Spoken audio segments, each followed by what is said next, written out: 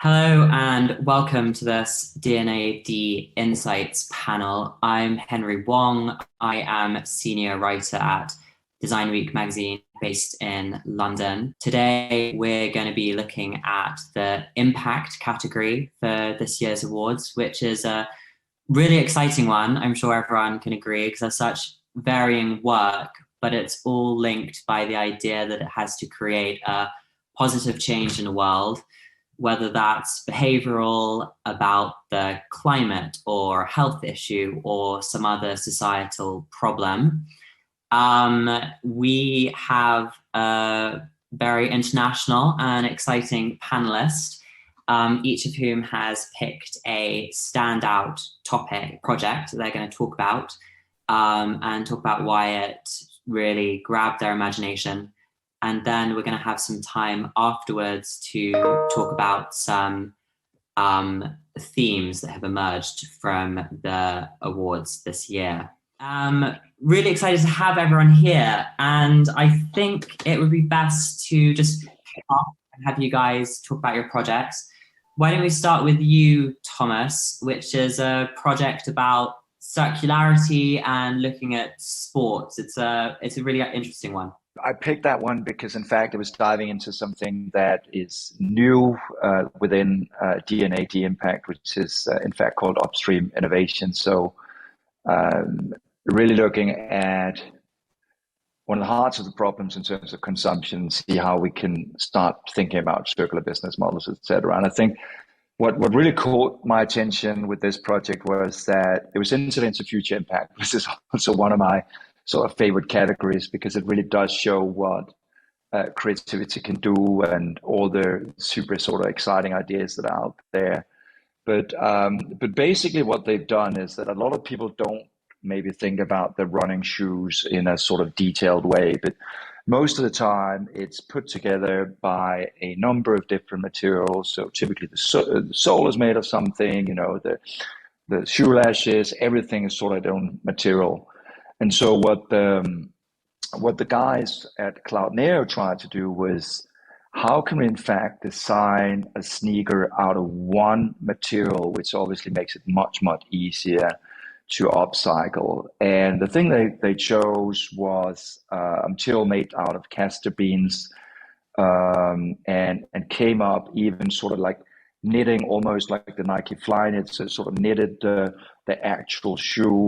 It sort of had the material qualities that runners need. But on top of that, what they also did was they sort of added a subscription model, which they call Cyclon. So after about 6 months, where runners, typically the ones that run a lot, have sort of worn them out, basically what they do is they send them back.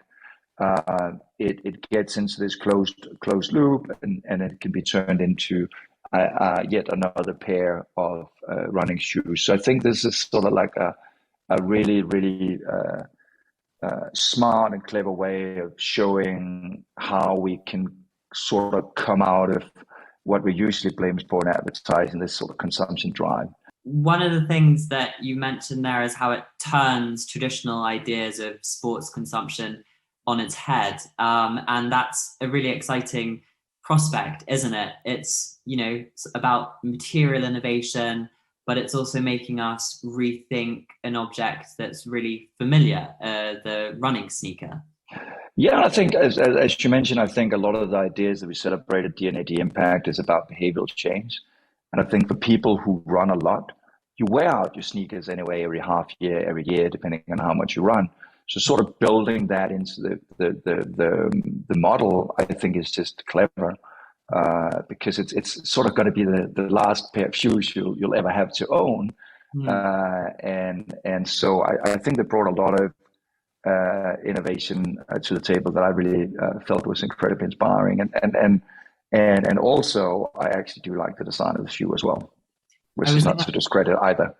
I was going to ask about that because although there are lots of interesting ideas circling it that everyone's on board with, you know, everyone's concerned about the climate and sustainability, something also has to be desirable, doesn't it?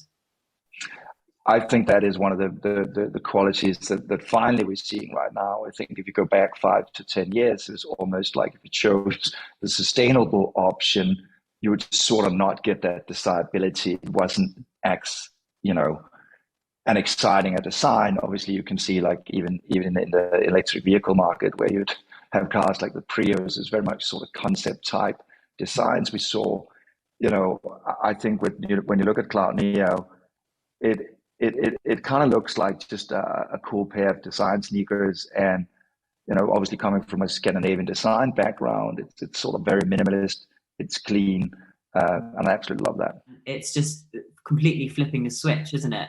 To me, it raised a problem that I didn't realize was a problem, and then sort of solved it.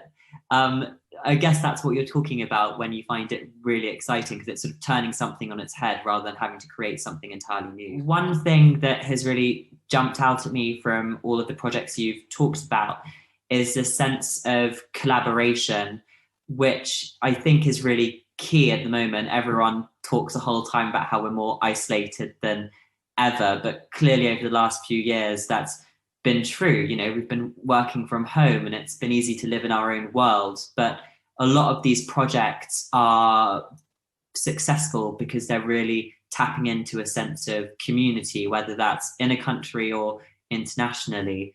I wonder if anyone had any thoughts on that, was particularly excited by any of the projects in that respect. It was definitely a theme that I think we noticed throughout a lot of the cases. And I think it's also one of the sort of common themes if we look at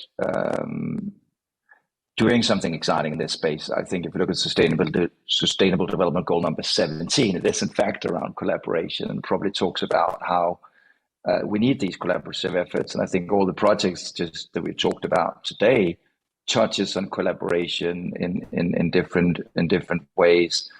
Killer Pack, how they work together with WHO. I mean, if we look at the exciting helmet example, I think they sort of put it up there to the community and say, everyone who want to download how this can be done, please go and do that, which is sort of the same generosity we saw back with Volvo when they, in fact, in the 60s and 70s, with Nicholas Pauline, who invented the seatbelt that we all know today, also said, no, we don't want to commercialize this. We actually want to give that away for free.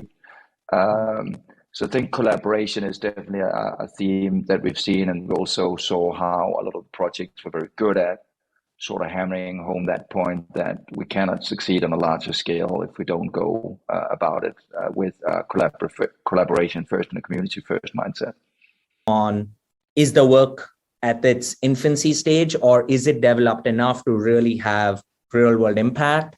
Or does it have the potential to do this if a brand kept pushing deeper and deeper into it? And I think also there was a lot of, compared to also some of the other years, I think there was a lot of kind of very concrete, tangible solutions. And I can't help that sort of brought out the humanity in all the work, that this was sort of so human-centered. And even though this year that we had so many sort of quite cultural projects and initiatives and design solutions, I think it all comes down to how well the designer and the creatives actually, in fact, understand our humanity and puts design principles to solve some of that solution. So I saw lots of examples of that this year, and I think that was really, really inspiring at a time of separation and time of war and in the time of pandemic, that we sort of hold on to what actually binds us all together. Melissa, do you have any thoughts on that topic? Yes, definitely. I noticed that there was